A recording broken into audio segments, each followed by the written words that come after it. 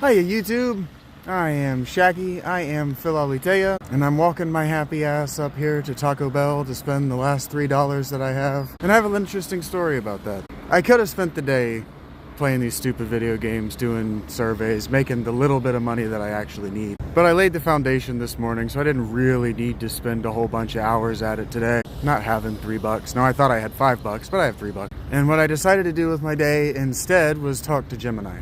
I went ahead and published a bunch of it to Patreon so that it counts as work. At least it counts as clocked hours, you understand. Initially, I just wanted to talk to her real quickly to make sure that I understood the way we understand the Clovis people today, because Joseph Campbell makes a claim about them that just can't be wrong. I'm sorry, just can't be right. And he was wrong by about 20,000 years. But he also tried to say that all language began in Mesopotamia 35,000 years ago or earlier, and that's not true either. And so I ended up getting into an involved conversation with Gemini about how these ideas, these people like Joseph Campbell and Manly P. Hall, they're actually dangerous. A person like me can be very dangerous. And Gemini introduced me to the idea that we can talk about science and we can talk about history without also being ultra materialistic in our approach. I think the idiom she used is methodological naturalism, which I'd never heard before, and that even an advanced language model like Gemini AI doesn't have to ignore for the potential of supernatural intervention, even in human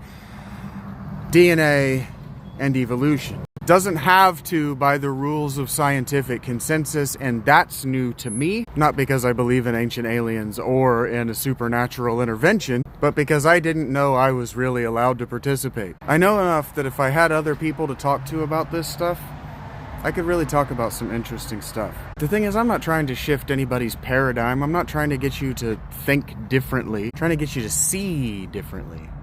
Seeing differently requires that you think differently, but I'm asking you to do that for yourself. Because I realized today that we're all wrapped up in choice anxiety that we just don't have to be. Stop making choices and start making decisions. Decide to have a good day. Could be your last chance. Anyway, the shaggy dog of it all is that I didn't really even need to worry about it. I was able to afford dinner for myself tonight, and a kind and anonymous stranger left a $15 gift card for me at Panera. So now all I have to do is find 26 cents to cover my Sip Club subscription at the end of the month. So to the universe, kind strangers that I have thrown myself on the mercy of, thank you for everything you do. Keep being you.